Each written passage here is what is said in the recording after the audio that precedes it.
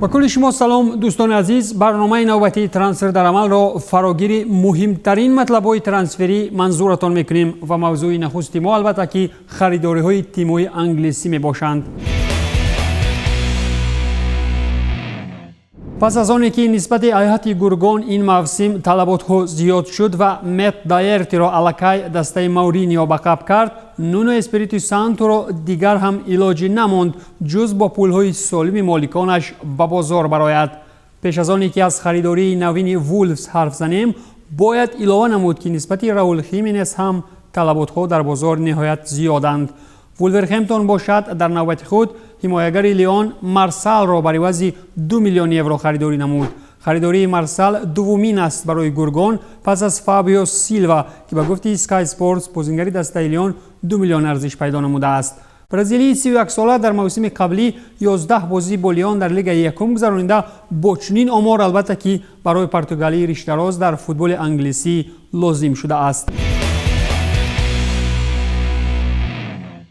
دوستان عزیز، پس از اعلان ترانسفر مارسال در صف گورگون اکنون از خریداری رکوردیشان افشا میکنیم و این هم فورورد 18 ساله پورتو فابیو سیلوا می باشد که از برایش 40 میلیون یورو رکوردی برای این تیم قربان کرده شد و گفته نیم این پول ممکن که برای آرایش مویش گذرانیده شد. هرچند که در خصوص این ترانسفر چند پیش تیم انگلیسی گفته بود، ولی در خصوص جزئیات آن تا حال پورا خبر داده نمی شود. در خصوص تیم نوی فابیو سیلوا اگر بگوییم در صف وولفز الکی یک قطار بازیگران پرتغالی و مانند دروازه‌بان روی پاتریسیو، نیم حمایتگران ژائو موتینیو و دیاگو ژوتا، همچنین سرمربی تیم نونو اسپریتو سانتو کار میبرند. پس از جمع‌شوی شماره زیادی بازیگران پرتغالی در هیئت وولفز با سرداری استادشان، میتوان گفت که رقابت بهر خولگیری‌ها در موسم نوین چمپیونات وطنی فوتبالی باز هم جالب‌تر می شود.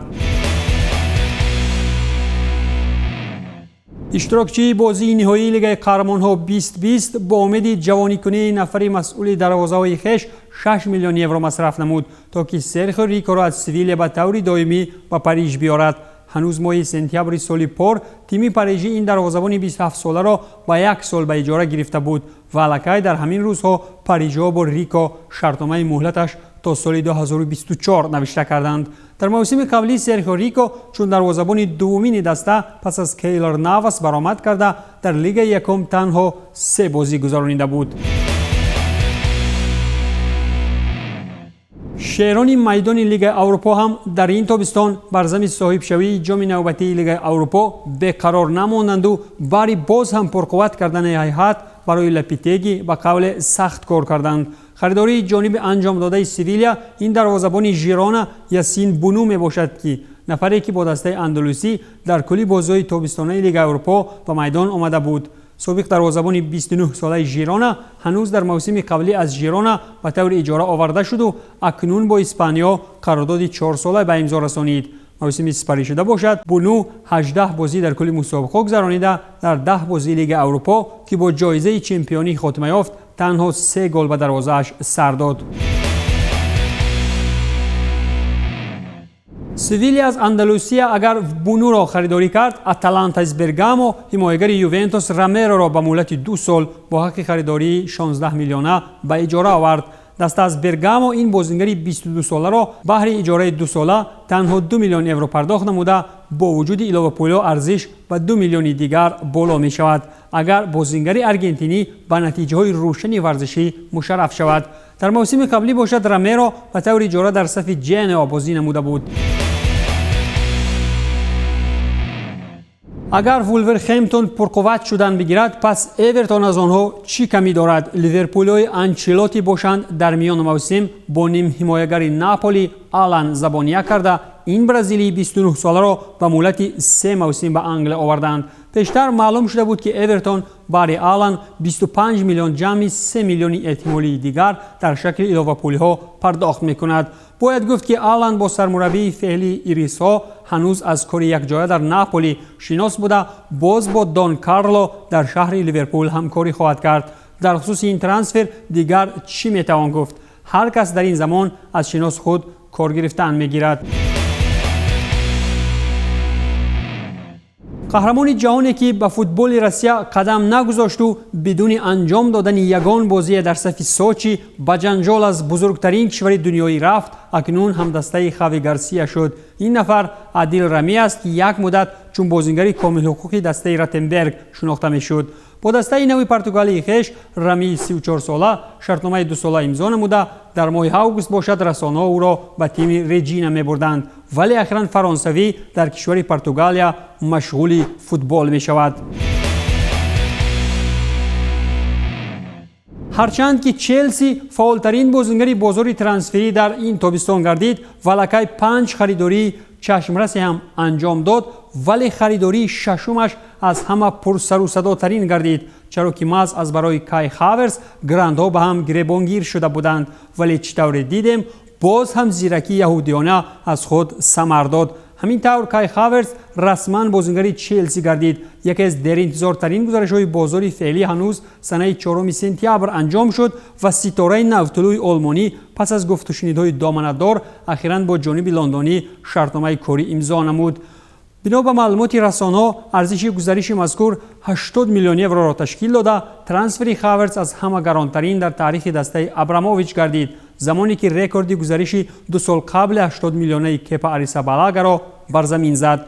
مذاکرات‌ها برای آوردن کای به لندن خیلی طول کشیدند، چرا که بایر هم برای بازیگر خویش فایده بیشتر به دست گرفتن می‌خواست. از این رو جانب‌ها مدت طولانی به موافقه رسیده نمی‌توانستند، اما گزارش اخیراً عملی کرده شد و کای اکنون با همدستگانش از تیم منتخب در چلسی همراه می شود.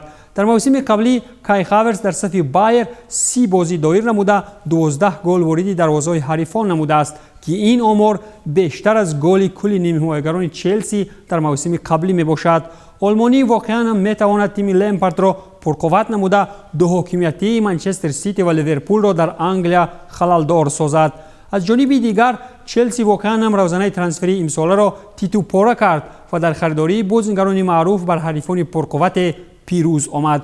اینجا باید که همانا از گزارش 2 نفری با استعداد فوتبال معاصر و یا کای هاورتز و تیمو ورنر را مثال آورد، زیرا به یگان کس هم مخفی نیست که عادتاً چهره‌های درخشان بوندسلیگا را باواریا زیر قنات می‌گیرد، ولی این نوبت هیئت کاری گرانوفسکایا آلمانی‌های ذکی را هم حیران و دهان باز گذاشت.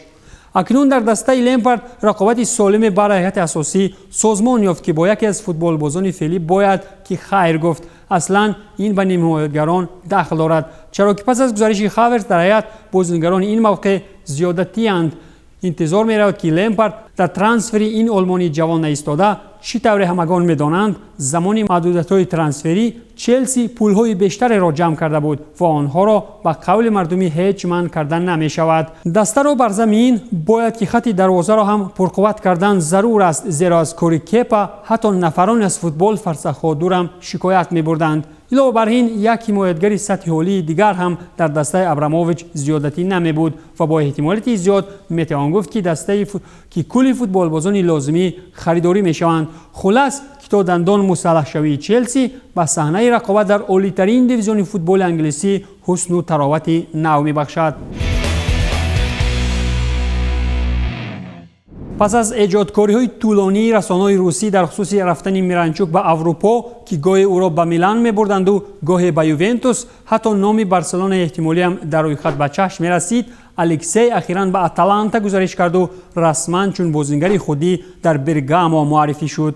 مبلغ گزارش سابق نیم حمایتگر لوکوموتیو مسکو 14.5 میلیون یورو را تشکیل داده. میرانچوک در تیم نو هم رقم 59 را انتخاب نمود. کلی رسانه‌های روسی البته که با نشر خبرها از این گزارش و قول تویی دارند و الکسی را گران‌ارزش‌ترین مالک رقم 59 در فوتبال نامیدند. همین طریق باشگاه ایتالیایی با بازیگر 24 ساله منتخب روسیه شرطنامه 5 ساله امضا کرد و انتظار می‌رود که الکسی در برگامو معاش 2 میلیون در یک سال می‌گیرد. میرانچوک باشد خود دستپروری باشگاه لوکوموتیو بوده، در مسیر 9 سالی برآمد در صف رایحانچیان با 228 بازی 43 گل و 45 پاس گل‌آور از میدان بیرون شده است. با لوکوموتیو میرانچوک قهرمان روسیه، غالب 3 کرته جام روسیه و سوپر جام روسیه شده است. با رسانیدن گرمترین موضوع ترانسفری اینجا رسیدیم به پایان برنامه ترانسفر در عمل. در خصوص گزارش دونی وان دی بک با فراگیری تحلیل‌های این خریداری منچستر یونایتد برایتان در برنامه بعدی خواهیم گفت. تنستو پیروز باشید. خیر.